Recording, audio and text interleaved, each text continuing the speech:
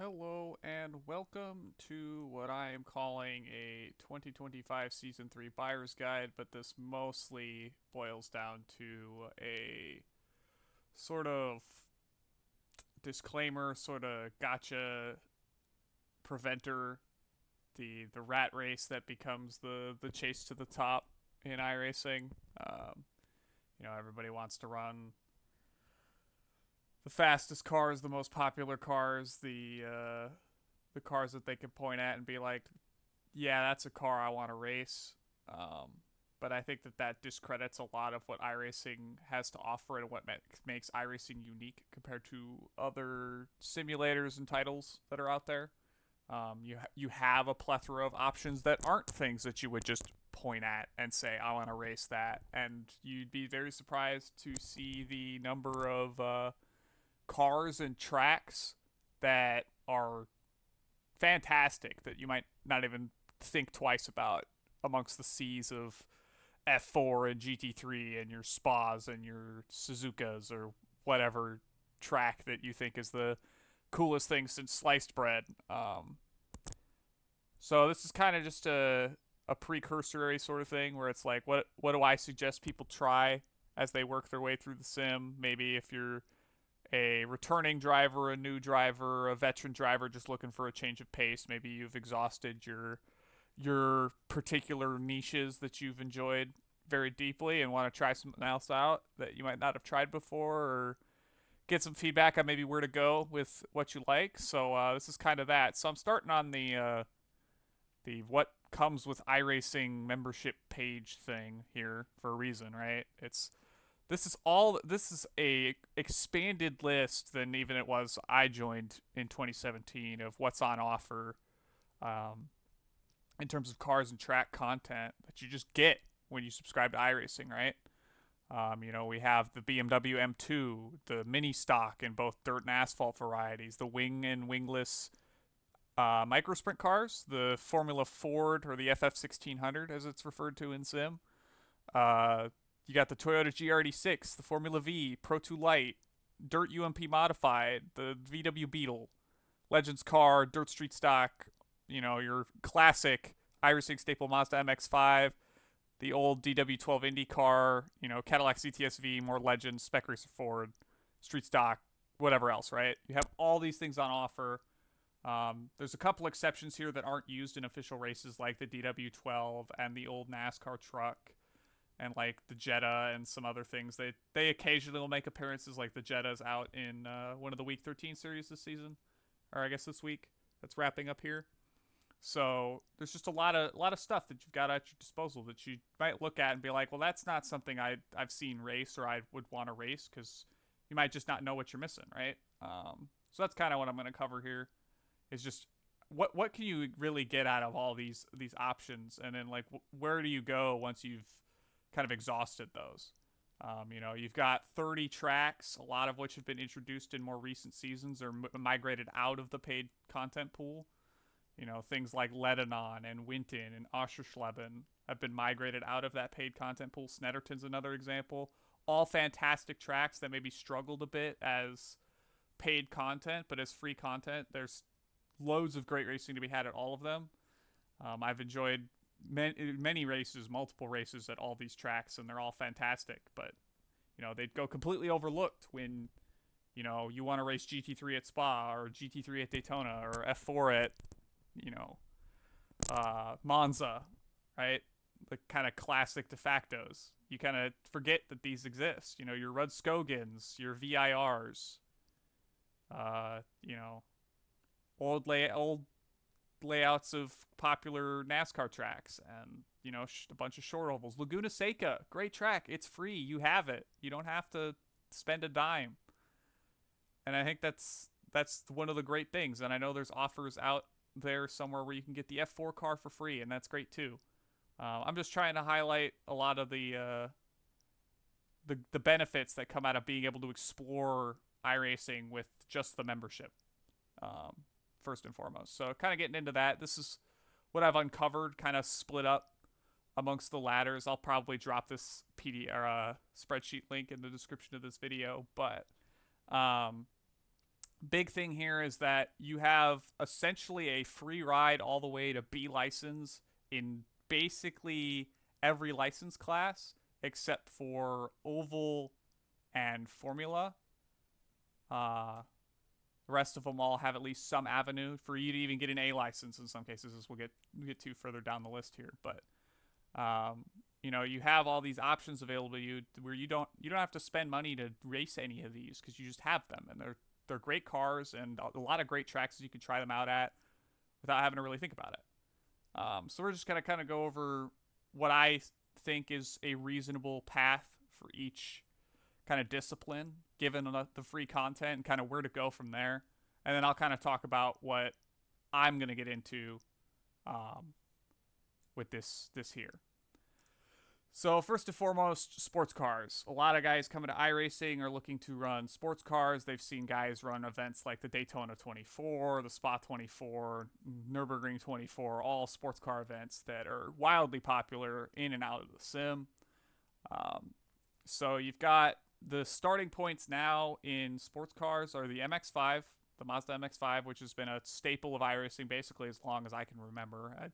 I don't think it was maybe there at launch, like way back in the day, but it's basically been the de facto rookie car on the road side of things when it was still the road license and now with the sports car license. So you have that alongside the BMW M2, which was newly introduced about 3, maybe 4 seasons ago at this point.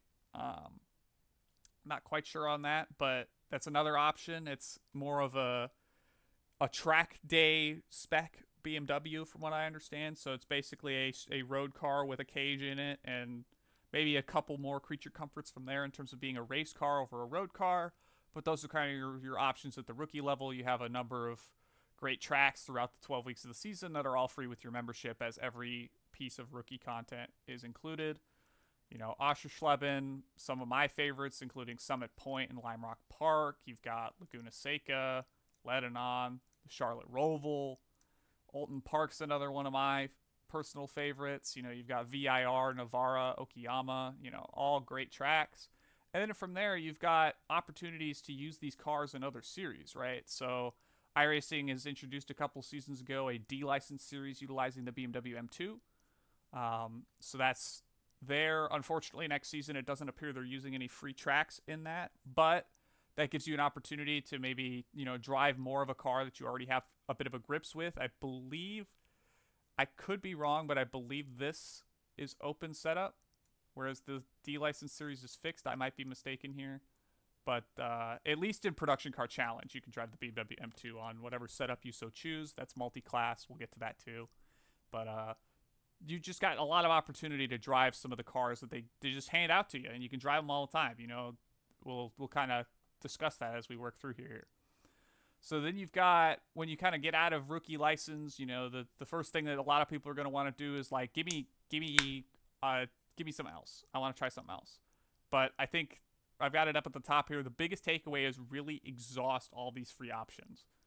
You can get a much better idea of what's worth spending your time and money learning and purchasing when you get an idea of what you actually enjoy driving. Like, you may come into the sim being like, I want to drive F1 or I want to drive GT3, and you might find out that driving that stuff just doesn't gel. And that's perfectly okay. There's nothing stopping you from going into the sim being like, yeah, I want to drive that. And then by the time you get to that kind of to the point where you can do that, you don't really want to do that anymore. But you have so many other options to exercise that it's just worth trying to stick around and figure out what works and what doesn't for you. So building into that, you've got things like Global Challenge. This is a multi-class series featuring the Cadillac CTS-V, this guy here, and the Kia Optima, that guy. So the Cadillac CTS-V is I believe an old GT3 spec car, roughly from around the early to mid 2000s. I want to say it's from like 2006 or so. So it's a very interesting car, especially in the landscape of iRacing now, because I don't know the last instances in which it's received tire or physics updates, but it has received like new damage model, I believe, and stuff like that. So it's at least getting some attention. But this is a series that utilizes those cars. The Kia kind of stands out as being one of the few front-wheel drive cars in the sim alongside the touring cars in the Renault Clio. So it's a unique grouping of cars in this series, and you get opportunities to race them at tracks like Oulton Park, Lime Rock Park, and Laguna Seca with your membership. And then they're also featuring Spa, the Nürburgring Nordschleife, tracks like Sebring and Indianapolis and Suzuka, Zandvoort, Mugello, right? Tracks that are on the F1 calendar, things like Portimao and Montreal that also have featured or continue to feature on the F1 calendar. Tracks that you may have seen, you get the opportunity to drive them in some different cars. You may, as a longtime race fan, want to drive these tracks, but maybe you're not comfortable in a high power or open wheel car to do so. But again, series like this give you the opportunity to try them in some different things that you might enjoy. One of my personal favorites is the Legends Road Cup. This was reintroduced, I believe,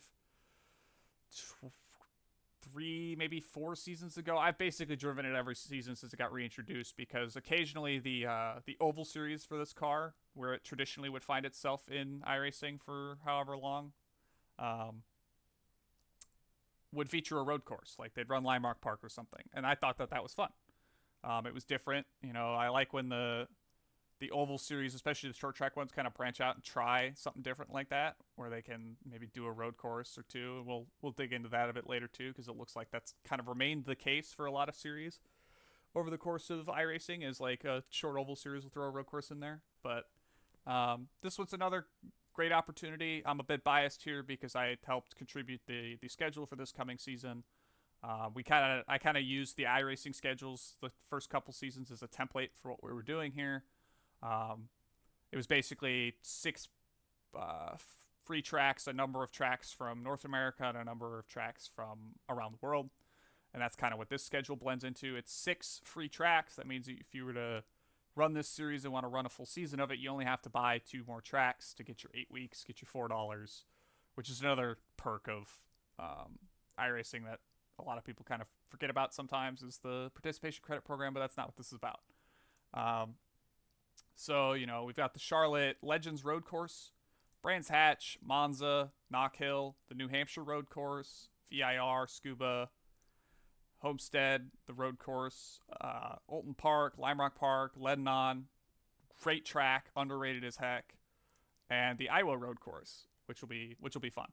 So it's a different little animal. It's got a bit of on throttle oversteer with the most recent updates to it, so it's got a bit of a slip to it when you try to put the power down. You can't just light switch it, as people like to call it, quite as much as you might have been able to before, where it was a bit more pushy.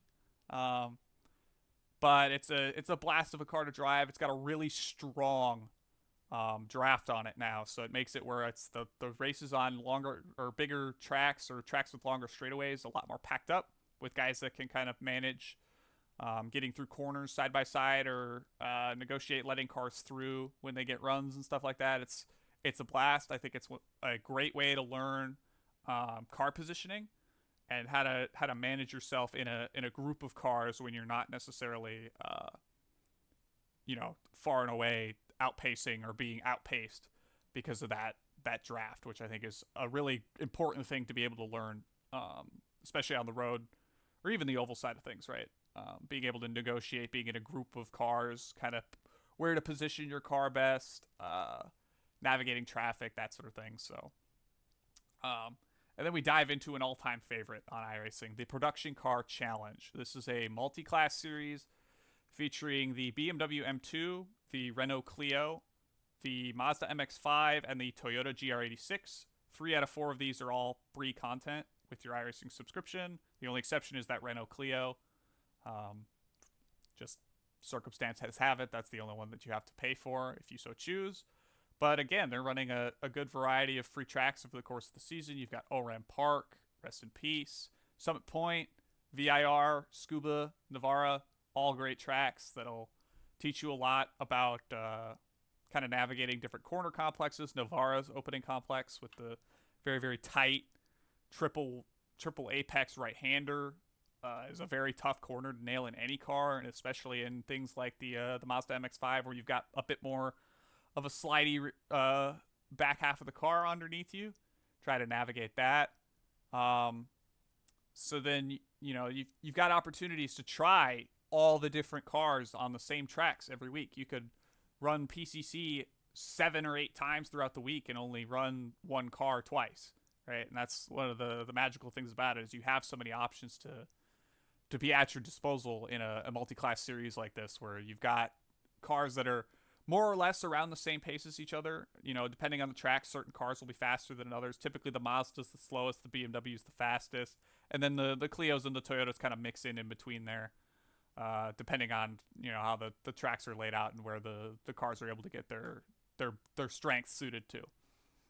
So that's a lot of fun. I think that PCC, I know Justin Krasinski is one of the community managers for that series. He's trying a lot of different and unique things with some of the track selection. I think that's cool. You know, they're running the Bend, which is a new track for this season.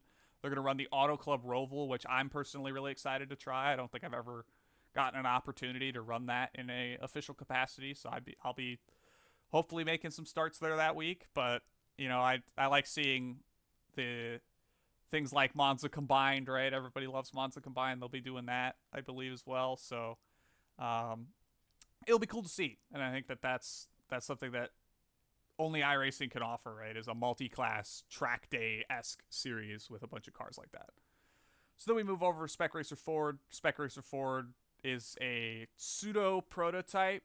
If you look at it here, it's a single-seater with what appears to be more prototype-esque bodywork on it. A lot of people were trying to toss up where was this going to end up when they did the license split, because it drives a bit more like a formula car but looks like a prototype, obviously, given its closed fender and whatnot. So it's a sports car. It features in the SCCA list of series alongside its various events around the country here in the United States.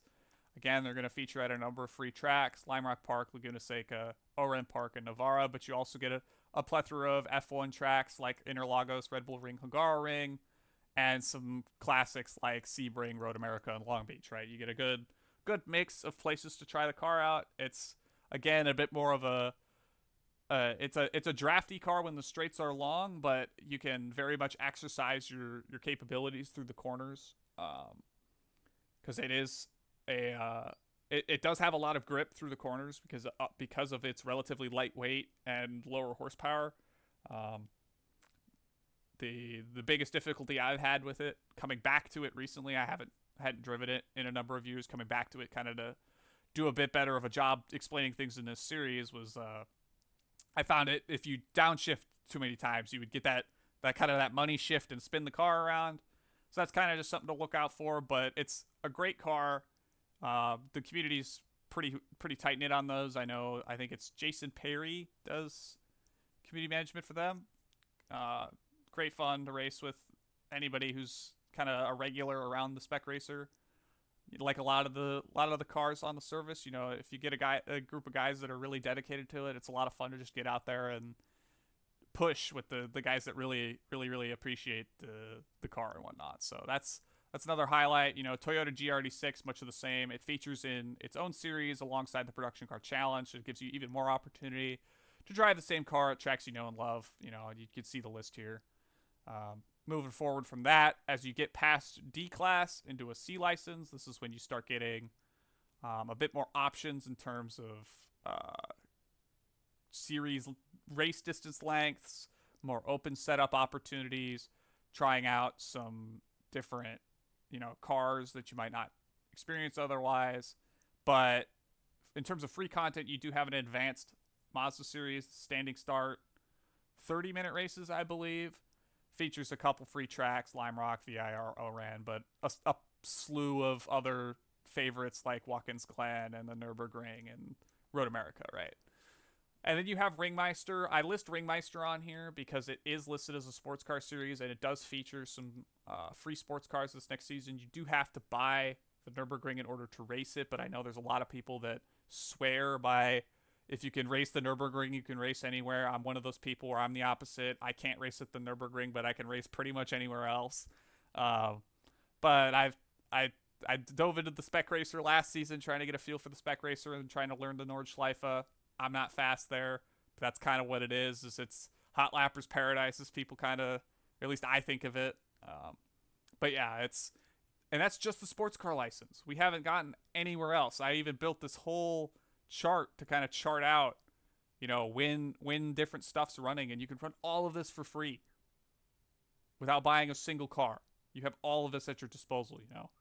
And if you're trying to push your license classes up as high as you can over the course of the season to try to maybe get some more opportunities to try some different cars, maybe you're interested in running IMSA or the like. So the last chance to get your B license before the season ends is week 12 if you get to D license by this point in time, because you can run production car and Spec Racer Ford at Novara and then run Advanced Mazda at OREM Park, which will get you right up to B license, let you drive things like the Prototype Challenge series with the GTPs or the LMDHs, depending on the series you follow over on the IMSA WEC side of things.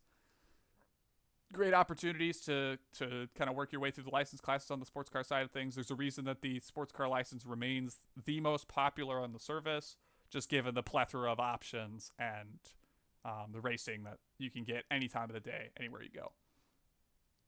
So then as we move over to the oval side of things, you have the Mini and Street Stock alongside the Legend. The Mini and Street Stock appear to share the same schedule, so you'll get a number of short ovals alongside the Charlotte NASCAR track, the full 1.5 mile, whereas the Legend car will run the Legends track on the front stretch, the quarter, eighth mile, whatever, and I think it winds up being a quarter mile, at least listed as in sim. I don't know if that's necessarily the case, but so there's that.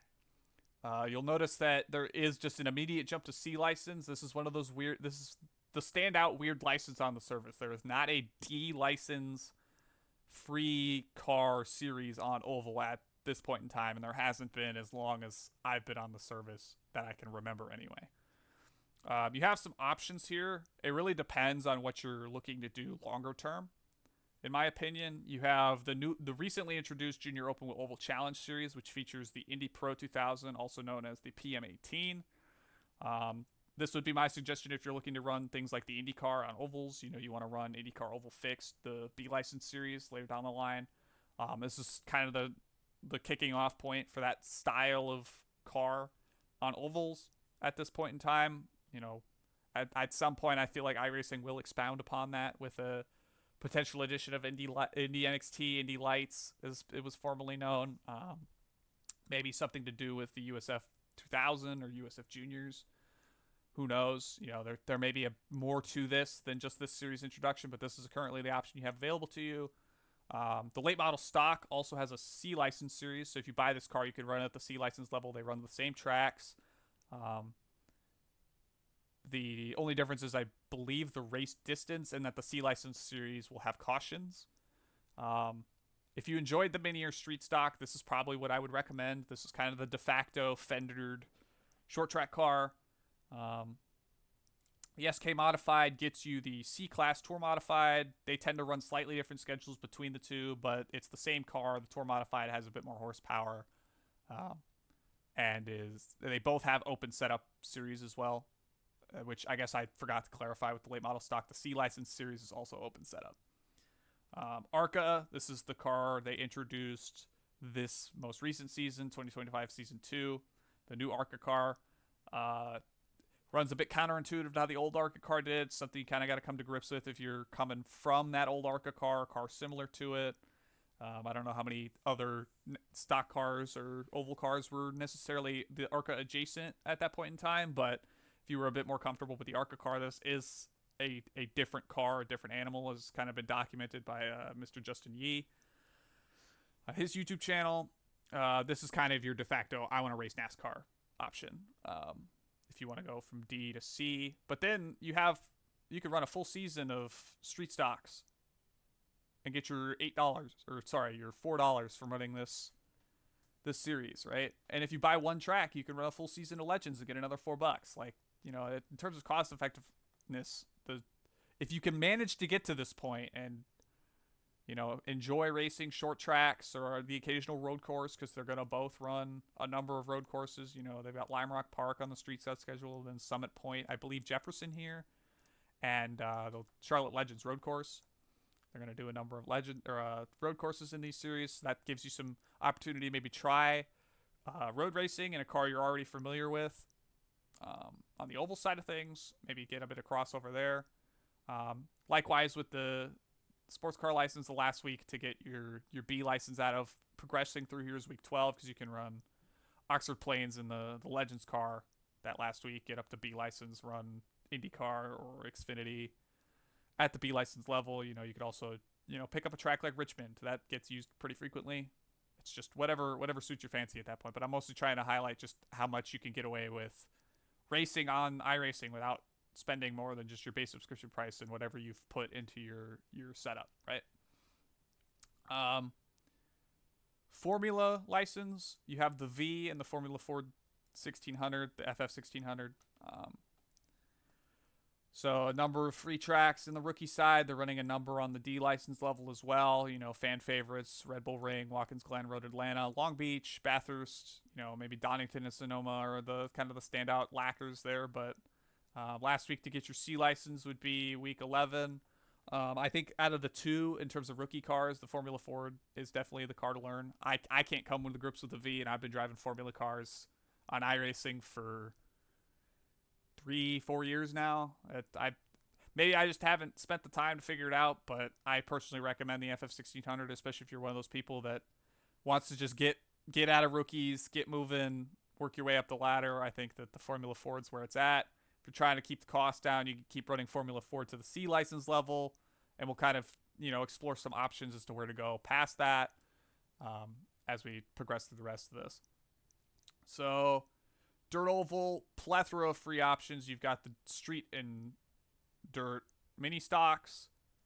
The dirt street and the dirt mini stocks. However that phrasing works. Running the 3 free dirt ovals, USA, Lanier, and Lima Land on a loop all season. You can run that. The micro sprint. Both the winged and the wingless car get their own series, but they run Lima Land and Lanier on loop because those are the two free shorter dirt ovals that these cars are a bit more in line to run at. You have the Dirt Legend, which is a D license series now. This used to be a rookie series, but it's been moved to D. They're running Lanier and Lima Land, some free track options there that can get you up to C license. If you could somehow get to C license early on in the season, you have an opportunity to run a dirt street stock there. Opportunity to run Lima Land in the Outlaw micro sprint car on the winged and wingless configuration because it flip-flops every other week for each track. That's my personal favorite on the dirt oval side of things is the Outlaw micro sprint. I think it's one of the easiest cars to get in and race because it's got a relatively low horsepower. It's got enough power where you can slide it on the Outlaw variant, but not so much that's like overwhelming to shoot all the way to full throttle like in a lot of the sprint cars and other dirt oval cars that you'll find on the surface. And if you can manage to make it past that, you can get to Dirt UMP mod, run USA, Lima Land, however you get there. And again, I want to be abundantly clear, this is really only helpful if you're trying to maximize the amount of available options to you. This can get overwhelming if you do this. And it's important to also keep in mind you have the opportunity to time trial cars and earn safety rating if you're just trying to get comfortable on tracks or with a car. You can earn some safety rating by just turning laps in a solo session. You have to set a certain number of laps without recording an incident point in a row, and then you get a bit of safety rating back for that. It's at least something to kind of bridge the gap between a race session and your open practice, right? In open practice, you may be able to run around with more cars, but the time trial is kind of trying to get you built up to be consistent and safe under your own power, that sort of deal. Dirt road, this is the cheapest discipline to get your participation credits in because of the lack of jumpy truck tracks, as people kind of refer to them as, the Pro 4 and the Pro 2. Those only have fixed series now. They've removed the open setup B license series from that, so the only B license dirt road series is now Rallycross Open. But as you'll see, the Pro 2 Lite is going to run a number of dirt ovals. I'm not entirely sure how this works, if it's going to count towards your dirt oval license. I would assume so. But that's going to now be featured in the Pro 2 Lite Rookie Series alongside the Beetle, which has its own slew of free rally cross tracks between Daytona, Phoenix, and Charlotte. Pro 2 Lite, when you move up to D license, I believe this will remain fixed setup, but you can run all the different proper jumpy truck tracks with Crandon, Bark River, Firebird, and Wild West. Wild West is included with your subscription. And then when you work your way up to C license, you'll have Rallycross fixed. You can run, these 3 weeks between those tracks, and then Rallycross open, get all the way up to A license if you're crazy enough. This is by far the hardest difficulty license to get an A license in, just given that, especially on the jumpy truck side of things, there's very limited corner counts, and you are beating and banging all over the place, and it's pretty easy to get 2X's without doing too terribly much to each other. But kind of speeding through these last couple because there's not quite as much to talk about as there is with, say, the sports car license, but you have a lot of wiggle room in terms of being able to do all this. And I think it's important to remember that you have all of this at your disposal without spending any more than your iRacing subscription. So this is kind of my where do I go when I determine I kind of liked a particular car of the free options, or maybe if I'm looking for something different to try as like an iRacing veteran or somebody returning to the service looking for something to try something new. Sports cars, the M2, to me, the logical progression is go buy the BMW GT4. This feels like the car that BMW is trying to sell you on with driving the M2. It's basically just an improved BMW M2, and basically every sense of the word has probably a bit more driver aids. I don't know exactly which ones, if any, but it feels like the next logical progression in terms of how the cars handle the cockpit design, just kind of familiarity of your surroundings, that sort of thing. So I would say that's probably the next step there. If you're a fan of the MX-5, I think, and this is through very limited laps in the Porsche Cup, that the Porsche Cup or potentially that new Ferrari 296 Challenge car, I know that that's going to be a weird, why is this D-licensed car? Just given how much horsepower it has and the lack of driver aids and whatnot. But I think that philosophically speaking, they're similar enough where their handling style is a bit more loose. You've got a bit more, you've got power that doesn't necessarily equate to the amount of overall grip you may have in either car. This might be a step too far in this case, but I think we'll kind of cover the alternatives to that when I talk about the Toyota, because the GRD6, the Toyota GRD6, to me feels like a bit of a lazier Mazda MX-5. So depending on where you get to in your license classes, I would say try maybe a front-engine GT3 or GT4, like the BMW, Mustang, or Mercedes, depending on what's available. I know that there's not the Mustang GT4 just yet, but presumably get that at some point in time. But point stands, I think those are kind of logical steps for either the MX-5 or the Toyota. It's kind of that general ballpark. The Cadillac effectively is an outdated GT3 car, so maybe a GT3, GT4, GTE car would fit. The GTEs lack some of the driver aids that you get in a GT3, so they have a slightly different driving experience, but likewise, you could probably get away with getting into, say, a Porsche Cup or a Ferrari 296 if you're a fan of the Cadillac. The Kia, bit of a standout one because it's the only front-wheel drive car you get access to with your iRacing subscription, at least that's operated in officials in any capacity regularly. If you enjoyed this, I'd suggest trying TCR. I only have experience with the Honda personally, but all the cars in that class have a bit of their own pros and cons to them. You could also try the Clio. It does have its own standalone D-license series. It tends to run a bulk of free tracks, so you might be able to get some participation credits out of that.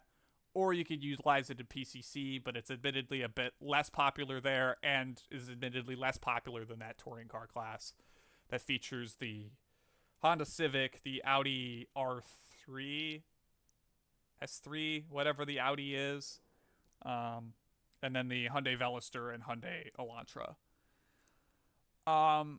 Then moving on to the Legends car, which is a free car that features in that D-license series, as I've kind of mentioned earlier. It's pretty unique in terms of the sports car license stuff. That's why I've gravitated towards it so heavily, because it drives very differently compared to a lot of sports cars. Many of the other free cars might be good options here, things like the MX-5 in particular. If you've exhausted all your free options, my suggestion would be maybe the LMP3. To me, the LMP3 is a weird cross between entry-level formula cars, say a USF 2000, Indy Pro 2000, sort of power band-ish, but still operates a bit more like a sports car does, with the full fenders and the aero being what it is, with the especially the more complex front aero. This features in its own fixed C license series, the LMP3 does, alongside a multi-class series that is open setup alongside the GT4s, and features in an endurance championship, which I forgot to mention that PCC is also getting an endurance championship that'll run at specific time slots, which are 3 p.m. Eastern Fridays, 3 a.m. Eastern Saturdays, and 2 p.m. Eastern Sundays. They are 2-hour races, and you can race them as a team with other drivers on your team. Spec Racer Ford. I kind of am going to recommend similar things to the Legend because I feel like they're kind of close. The Spec Racer's a bit more planted, but I feel like both of these cars transition pretty well into, say, an LMP3 or maybe the Radical SR10 that's admittedly a bit less popular. And then I'm going to put this on every single one of these licenses, and maybe you didn't like any of these, and maybe try something else. Try oval, try formula cars, try dirt oval, try dirt road. It even if you come back to sports cars down the line and have to buy a sports car just to try it out, or maybe you come back during a week 13 or a time where they've got demo drive up and you could try a bunch of the paid cars out, maybe something clicks better for you. These are not the end all and be all. I just think that it's important to kind of explore, especially if you're new to sim racing on the whole, too. Maybe you don't have any previous background in another sim or racing at all. So there's that. The mini stock and the street stock I'm kind of looping together. If you want to keep short track racing, the late model stock or the super late model, which is a C license car featuring an open and fixed setup series. Otherwise, you want to move to maybe ARCA or trucks because I feel like they might handle similar. It's admittedly been a while since I've driven the bulk of this machinery. I've only made a couple starts in the super late model as of recent, and I've tried all the other cars out to try to refamiliarize myself with them in preparation for this. Likewise, the Legend, it really depends on where you want to go. My personal suggestions in terms of similar oval series cars would be something like the Indy Pro 2000 and that Junior Open Wheel Oval Challenge series, or like the super late model or the modifieds. So there's those. And, because they have a similar kind of on-throttle slide to them, and anything beyond this has a bit more lower participation than these and will tend to struggle in terms of getting fields, including like the Sprint Car and the Silver Crown. Not to say that those cars are bad or you shouldn't buy them or try them or race them if you can. They're great. I know a lot of guys in those cars who race them regularly. You've got guys like Jeffrey Stanton and James Watson running those cars pretty regularly. They're great drivers in their own right. It's just a bit harder if you're trying to just pick up and go race, it's a bit harder to maybe find a race that goes official and you can get a quality field out there. Same thing here. Go try something else if you don't find something maybe that necessarily sticks here. Just try all your different options out. Come back to oval maybe when you think you found something that sticks with you a bit better. Formula cars, the rookie formula cars to me feel like they kind of lead directly towards the Skippy. Skip Barber, it's a D-license series, 25-minute races, standing starts. Now features rain, I believe. They've added rain tires as of this season. That's new. If you're looking at something beyond this, my personal recommendations are the USF 2000, Indy Pro 2000, or the IndyCar. The former two are the Road to Indy cars. I have full bias here. I'm the community manager for those series. I want people to race those cars for as long as they're still allowed to be raced in officials. Wherever they end up, I think that they're great cars to learn road course racing in, especially, but I think they're also pretty good for learning ovals as well. Just given kind of the nature of not having bumpers at your disposal. It's a bit more to navigate, kind of working lines and figuring out where to put your car to be as fast as possible consistently around the track. My personal recommendations beyond this are staying on the lower side of participation, as you tend to find people who are much more committed to racing those cars, racing them clean, racing them well. That kind of goes for across the service.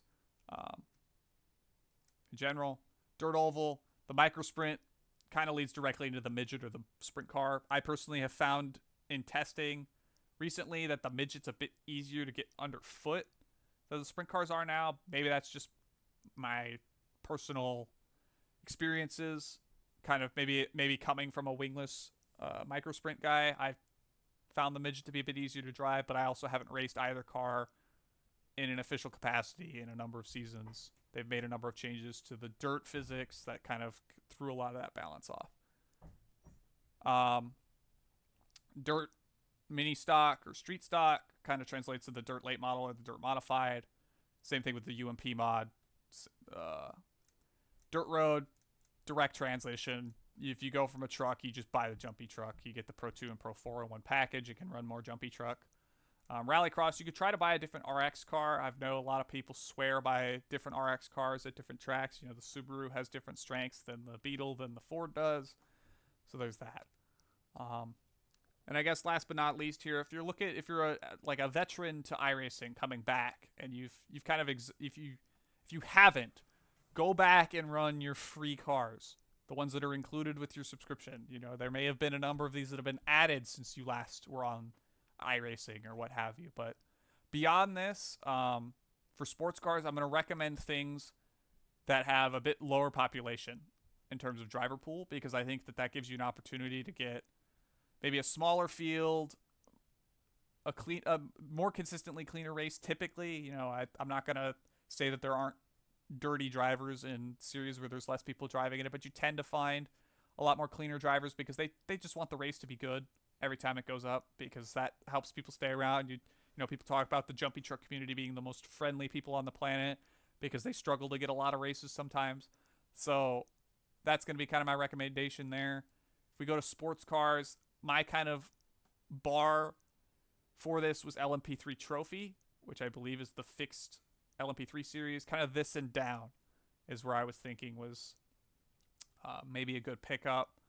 When you get things down to things like Clio Cup and Proto GT down here, you struggle a bit more to get participants. You know, Pilot Challenge is a endurance series, so that doesn't necessarily count either with some of these. But like things like Spec Racer Ford, GTE, LMP3, you know, maybe Prototype Challenge, you know, you get an opportunity to drive those GTPs in a single car or a single class race. So maybe you get more accustomed to just racing the car itself, not having to worry about lap traffic in slower classes, things like that. IMSA Vintage, you know, they do a great job of community organized slots, but it's tended to get a little bit harder to find races casually throughout the week. You know, you've got the Radical down here.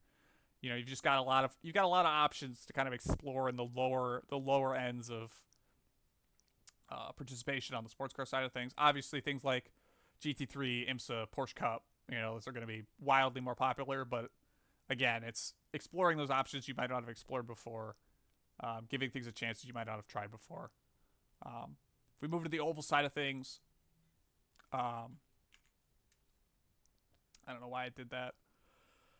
The bar for me for ovals was C licensed street stocks, which would be the Street Stock series by Next Level Racing here.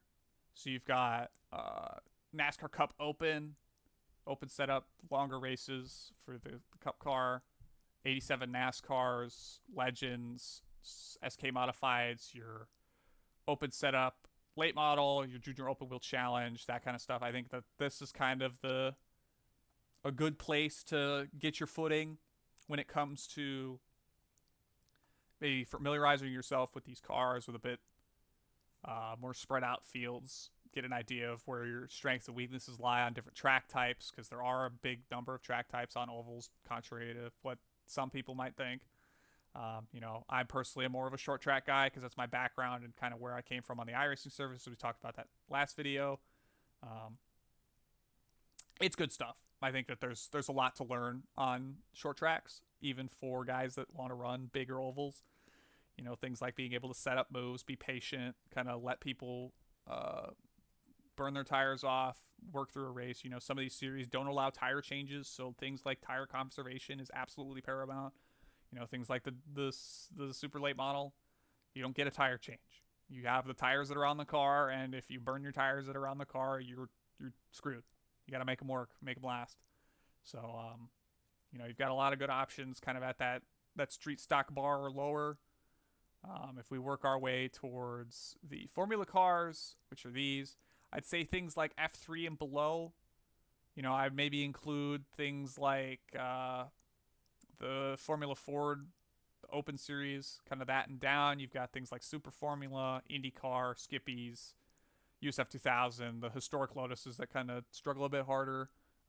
Anything below like the historic Lotuses, you're gonna struggle to find fields for throughout the week. As you'll see, this is basically like maybe a handful of official races over the course of the season. But if you find guys that run those cars and really enjoy them, I don't think there's any harm in it. But you kind of got to know what you're getting into past that point.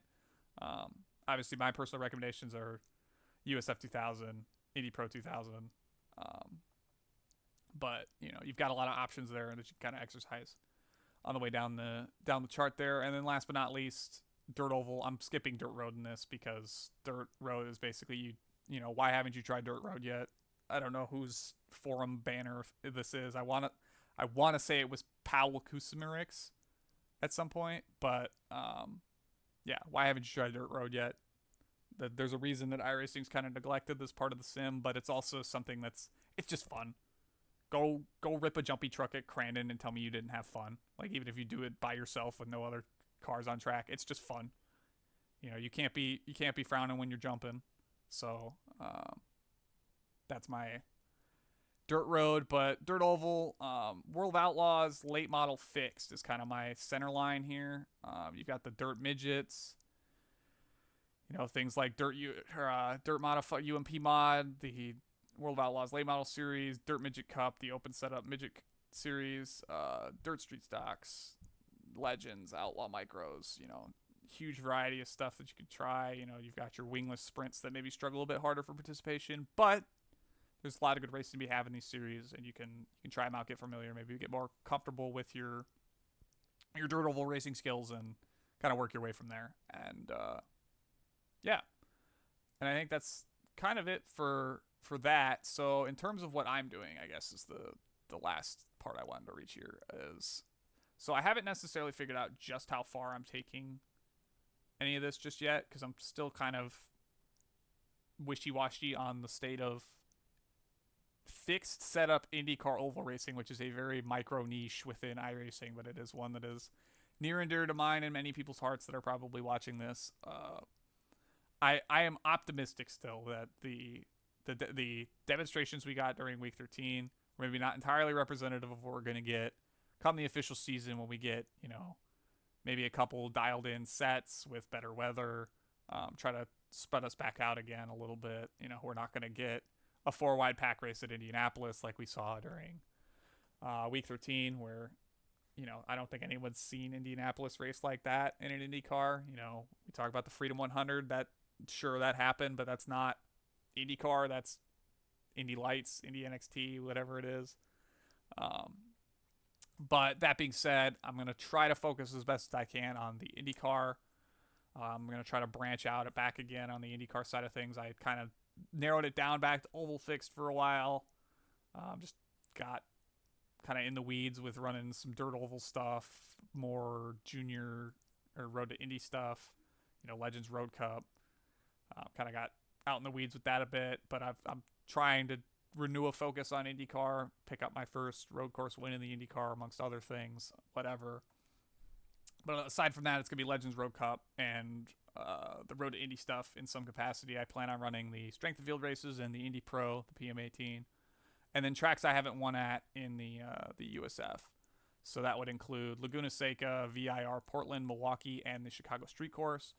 But of course, I'll probably wind up running some more outside of that to kind of coach and help people out in the community that maybe want to get a bit more comfortable with road course racing, work their way up the license ladder so they can eventually run that IndyCar on road courses.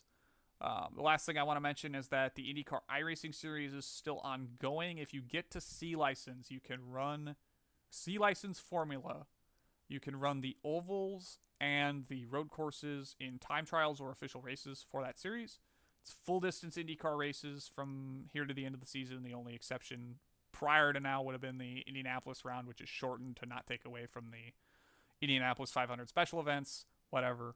Point being, that gives you an opportunity to get a lot of safety rating at the C license. You can use that probably pretty easily to get the B license and then run the other IndyCar official series, which includes a shorter, what the community calls fixed sprint series. That's the same schedule as the IndyCar Open Series on road courses and ovals, using your formula license to register and the respective license to race, or is impacted by race participation. So the oval license when you race on an oval, and the road course one Formula One when you race on road courses.